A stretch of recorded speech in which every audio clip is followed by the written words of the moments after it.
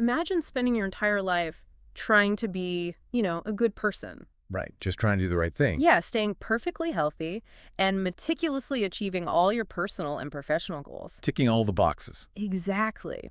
Only to be told that the desire for those exact things is, well, it's the reason you are absolutely miserable. It completely defies every instinct we have about self-improvement, doesn't it? It really does. It's so counterintuitive. I mean, we are hardwired biologically and culturally to accumulate things. We accumulate wealth, we accumulate relationships, and we even try to accumulate spiritual milestones. It's like getting a high score in spirituality. Right, treating enlightenment like it is just another credential to add to our resume. And that is exactly the illusion we are shattering today on this deep dive. So we are looking at this really fascinating, esoteric, and honestly highly provocative text. It was written in August 2020 by an author named Sufeng. Translated by Kinyu and edited by Carrie? Yes, Right. exactly. And the source is titled, get this, You Are a Celestial Being When Your Mind Abides Nowhere. Such a striking title. It is. And for you listening, our mission today isn't to convert you to a specific religion or belief system. No, not at all. We are just here for an impartial, intellectual exploration of a philosophy rooted in really radical, uncompromising detachment. Okay, let's unpack this, because this source material promises nothing less than the secret to becoming a celestial being. Which it defines as a state of total freedom, right? Yeah, complete freedom from worry and restraint. What's fascinating here is the text's central, unyielding paradox. Tell me about it. Shuafeng argues that achieving this boundless, ultimate freedom requires letting go of absolutely everything you currently value. Literally everything. Everything. It is a complete deconstruction of the human experience. You don't get to a higher state of existence by building yourself up. You get there by entirely dismantling yourself. Okay, so before we figure out the mechanics of giving up everything, we probably need to understand what we are supposedly becoming, right? Okay, the actual goal. Because Sufeng doesn't just offer life advice. The text sets up this incredibly grand metaphysical framework. We are talking about a cosmic scale here, consisting of 20 parallel worlds. Wow.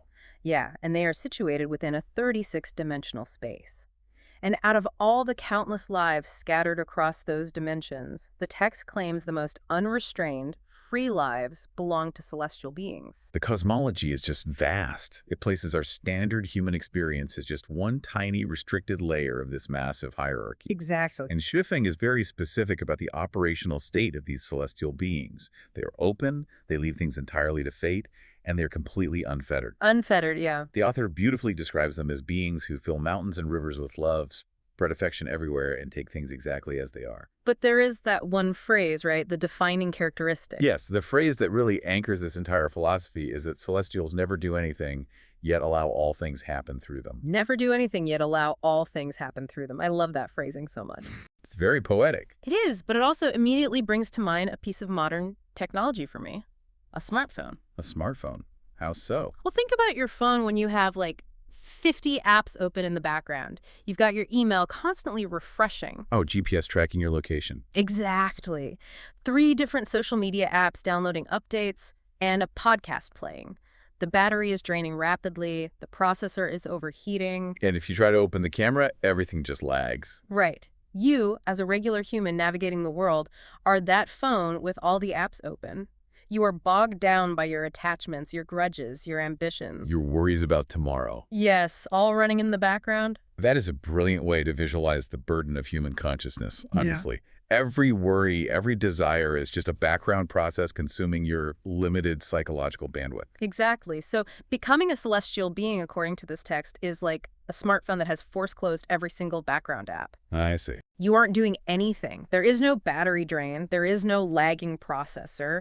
It is just pure, optimal, frictionless existence, perfectly ready to respond to whatever happens next, because there's absolutely nothing running in the background. And this brings us to the operational reality. How do you actually force close those apps? Yeah, how do we do it? Schiffing lays out a very specific trajectory for this, starting with 3 foundational methods. The first is to repay your debts and your worldly ties, and completely separate yourself from the secular world. Which perfectly aligns with the background app analogy. It really does. Paying your debts isn't just about zeroing out your credit card balance, It is about zeroing out the energetic balance sheet of your social existence. You have to tie up every loose end so there is no external drama dragging your attention back into the mundane world. Okay, what's the next step? The second method is to create ties with celestials and accumulate merits and virtues. Okay. Then the third method demands a process of total internal alchemy. The text says you must transform human affection into celestial affection, human nature into celestial nature, and the human world into the celestial world. That feels like an impossibly massive leap. It's a huge undertaking. Right. I mean, it's one thing to settle a dispute with my neighbor, ending a worldly tie, but transforming my fundamental human nature into celestial nature seems like an entirely different category of effort. And Zufeng is completely transparent about that difficulty. The text makes it clear that completing these three steps, repaying debts, accumulating merit, and transforming your nature, that is merely the prerequisite. Wait, that is just the prerequisite. Yeah, that is just the basic groundwork required before you can even attempt the true core of this philosophy. Wow. The absolute key to the entire system is achieving what the title dictates, the concept of abiding nowhere. You are a celestial being when your mind abides nowhere. To explain this, the text anchors itself in a teaching from Shakyamuni Buddha, right? Yes, it does. The quote is, "Our minds should not abide in form, sound, smell, taste, touch, or dharma, but actually abide nowhere." So let's break down the mechanics of abiding nowhere. Zufeng explains it as a state where your eyes do not focus on the things you see, and you refuse to attach any significance to what your sense organs perceive. So you are experiencing the world, but you aren't gripping it. Exactly. And the inclusion of Dharma in that list is crucial. Wait, dharma, as in the spiritual teachings themselves, so the text is telling us not to attach ourselves to the very rules we are currently reading. That is the ultimate paradox of advanced spiritual texts. The classic metaphor is using a raft to cross a river. Right, once you reach the other side, you don't pick the raft up and carry it with you on dry land. Exactly, you leave it behind. Dharma represents the teachings, the methods, the raft. Zufeng is saying you cannot become obsessed with the methodology of enlightenment. You just have to let it go. You must keep an empty mind until literally nothing exists. Yeah. Not even the rules of how to be enlightened. Well, Zhuefeng clearly realizes that saying abide nowhere might still be too abstract for us. So here's where it gets really interesting. Because the text provides a list of things you absolutely must eliminate from your heart to achieve this state. And it is an incredibly specific, sweeping list. It really is. The author writes that in your heart, there should be no relative, no enemy, no country, no ethnicity. It is a systematic dismantling of every sociological, cultural, and biological anchor that gives a human being their identity. But the list doesn't stop there, and this is where I really struggle with the practicality of this text. What else is on it? It continues, saying there should be no money, no goal, no religion, no political party, no family, no fame, no wealth or position. And it goes further. No health or longevity, no delicacy, no laws or regulations, no precepts, no Buddha, no celestials, no self-refinement, no self-improvement, no success, no failure. That is a lot to empty out. Let's pause on that. The text says we must actively have no desire for health, no desire for success, and not even hold a Buddha or a celestial in our minds. That's what it says. If my goal is to survive and function in society, how can I abandon the desire for health? And more importantly, if my goal is to become a celestial being, how can I have no celestials in my mind? If we connect this to the bigger picture, Zufeng is identifying the ultimate trap of the human ego. Okay, walk me through that. Every single thing on that list, including the seemingly positive desires like wanting to be healthy, wanting to be a good person, or wanting to achieve spiritual enlightenment, requires an I. An I. Yes. I want to be healthy. I want to improve myself. I want to become a celestial. Ah, I see. As long as there is an I desiring a specific outcome, my mind is abiding somewhere. It has attached itself to a future condition. Precisely. The text views even the most noble desire for spiritual self-improvement as a very subtle, insidious form of ego. Interesting. It is still the ego trying to acquire something to make itself feel better or superior. To truly abide nowhere means discarding the very framework of success and failure. So you can't even try to succeed at this. Exactly. The moment you say, I am going to abide nowhere so I can succeed at becoming a celestial, you have automatically failed because your mind is abiding in the concept of success. Man, that is a brutal psychological knot to untangle. Has anyone actually achieved this state, or is this purely a theoretical ideal? The author asserts this is not only possible, but currently happening. Really? Where? Schweman claims this state of mind is the literal reality for lives in dimensions they call the 1,000-year world, 10,000-year world, and the Elysium Islands continent. Okay, but what about here on Earth? Grounding it in our reality, the text explicitly names a group called Chanyuan Celestials. It states that many real people following this path have fundamentally succeeded at this practice of abiding nowhere. So if you are listening to this and you are entirely fed up with your 50 background apps, how do you actually follow the curriculum of these Chanyuan Celestials? It's quite the process. If my goal is to empty my mind, my first instinct is to go sit quietly in a dark room and try to think about nothing. But Suifeng prescribes a surprisingly academic, rigorous syllabus instead. It is an unprecedented level of spiritual syncretism. Suifeng doesn't tell you to just sit in the dark. The author demands you synthesize the teachings of major figures across entirely different traditions. Like who? The text says you achieve this state by listening to Jesus Christ, Buddha Shakyamuni, Immortal Laozi, Master Bodhidharma, and Deiform Buddha. It is attempting to smash together the core tenets of Christianity, Buddhism, and Taoism into one unified, grand theory of detachment. And Suifeng names the exact source materials you need to consume: the Gospels of Matthew, Mark, Luke, and John, the Diamond Sutra and the Heart Sutra, the Tao Te Ching, the Dharma Patriarch's bloodline theory. And alongside these ancient pillars, the author's own comprehensive writings, which are the Chanyuan Corpus and the Suifeng Corpus. So you read all of that, you absorb all these converging philosophies of ego death, and Suifeng guarantees that you will abide your mind nowhere. Yes, that's the promise. But there is a moment right after this heavy, austere reading list that completely changes the tone of the text. It really catches you off guard. Right after demanding you synthesize the deepest texts in human history, Suifeng writes in parentheses, quote, "If you cannot do them this way, then I can marry you." It is a genuinely shocking tonal shift for a text dealing with multidimensional cosmology and the absolute dissolution of the self. I physically double-taked when I read that. We are talking about 36-dimensional space, abandoning your family, your country, your health, and then suddenly the author tosses in, hey, if the Diamond Sutra doesn't work out, I can just marry you. It is so deeply eccentric. It's extremely eccentric. But that eccentricity serves a purpose, actually. Most traditional spiritual texts maintain a highly elevated, relentlessly serious tone that places the author on an untouchable pedestal. Yeah, they are usually very dry. This sudden, quirky, almost humorous personal guarantee shatters that austerity. It breaks the mold, revealing an author who is intensely serious about the philosophy, but seemingly playful about their own role as a guide. It definitely humanizes the text, but we shouldn't mistake that humor for leniency because there is a glaring vulnerability in the idea of emptying your mind.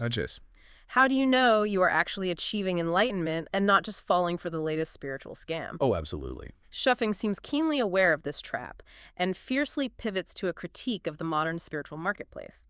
The author expresses intense disdain for web-based chicken soup for the soul, dismissing it entirely as elusive thinking. The critique here is piercing and incredibly relevant. Suifeng points out that people spend their days eagerly reading articles by the big gods, big Buddhas, big celestials, and great masters of the web. They spend their money and their life. The text warns that when you are on your deathbed looking back, you will find you understand nothing and have gained absolutely nothing. It perfectly describes the modern phenomenon of toxic productivity and wellness grifting. Yes. We consume self-improvement constantly. We bounce from one guru's podcast to a manifestation workshop, paying thousands of dollars for retreats, buying crystals, downloading meditation apps. We feel a dopamine hit because we think we are doing the work. Exactly. But Suifeng is saying you haven't moved an inch. You are just expending processing power running a new spirituality app in the background. Suifeng captures the danger of this cycle with a vivid, tactile metaphor: the cave of the silken web. The silken web. The text warns that no matter how much you spin around consuming all this internet wisdom, you cannot elude this web. The more you thrash around trying to find the perfect philosophy to save you, the more tangled you get in other people's ideas, preventing you from actually freeing your own mind. This raises an important question about the specific hazards of our current environment. Suifeng describes the era we are living in as a degenerating time. A degenerating time? That sounds ominous. In this specific period, the text warns that entities from all walks of life, gods, Buddhas, celestials, but also demons, devils, and monsters, are all actively prowling for descendants. They want to pull you into their specific strand of the silken web. Exactly. And the terrifying part is that the methods used by the demons and devils are often the most attractive. They have the best marketing. Quick fixes, magical powers, instant community. Yes. Right. So how do we spot the traps? Xuefeng actually provides a diagnostic list of red flags, specific environments to avoid. What's the first one? First, hustling and bustling places. The text claims this is where disasters gather. Second, places with many disciples. Places with many disciples. Yeah, Xuefeng argues the more disciples a place has, the more problematic it is. That completely inverts our modern reliance on social proof. Today, if an influencer or a spiritual teacher has 2 million followers, we automatically assume their sheer popularity validates their teachings. Because everyone else trusts them. Right. Xuefeng argues the exact opposite. The massive crowd is the primary warning sign that you are entering a web of ego, not a space of genuine detachment. Because the ego loves a crowd. It loves the validation of being part of a massive movement. So true. What are the other red flags? They continue.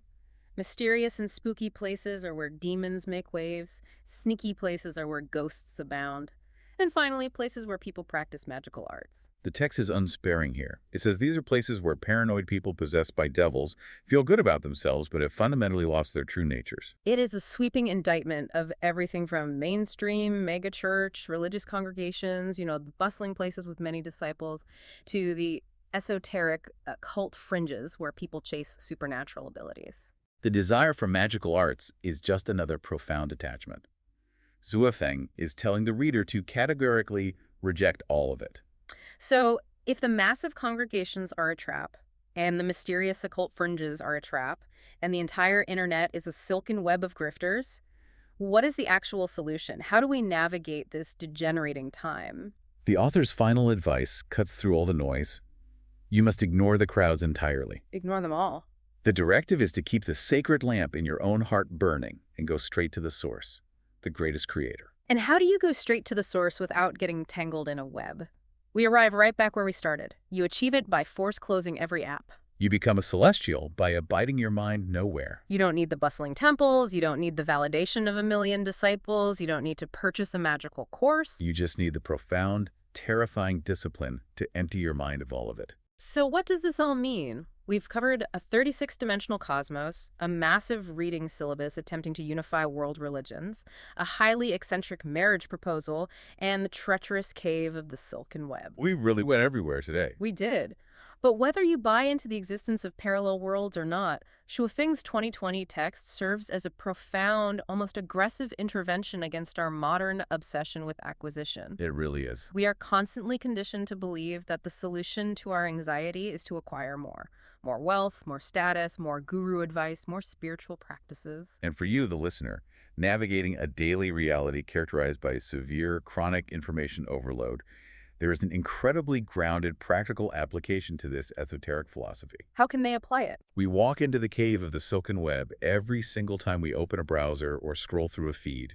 The radical idea of actively choosing to empty the mind, to practice letting go of our rigid, exhausting attachments to our political identities, our grudges, our goals, and even our desperate need to be considered successful, is a necessary approach to finding genuine peace amidst the deafening noise. It's the realization that true peace isn't found by downloading a better meditation app to your phone. It is found by turning the phone off entirely. Well said.